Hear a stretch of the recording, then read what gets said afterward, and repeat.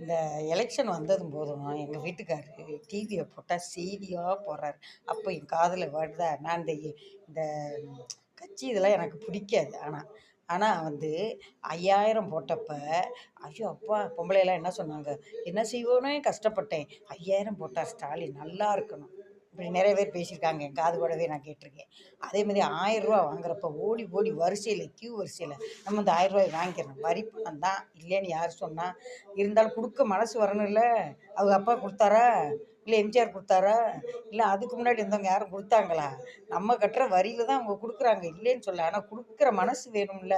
புரியுங்களா? அந்த நன்றியை நம்ம மறக்கக்கூடாது. புரியுங்க? நான்லாம் 1000 வாங்கலை, 5000 வாங்கலை, எதுவும் வாங்கலை. அப்போ பேசின மக்கள் இப்போ பார்த்தீங்கன்னா யூடியூப்பில் பார்த்தாவே அவங்கள அவ்வளோ பேச்சு பேசுகிறாங்க. அப்படிலாம் பேசாதீங்க. புரியுதுங்களா? தேன் எடுக்கிறவன் நக்கி பார்க்க தான் செய்வான். எவன் அரசியலுக்கு வந்தாலும் அவன் சம்பாதிக்க தான் செய்வான். இது எல்லாத்துக்குமே தெரியும். புரியுதுங்களா? அதனால வந்து ஆள்ற கட்சியை தப்பாக பேசக்கூடாது நம்ம. புரியுதுங்களா?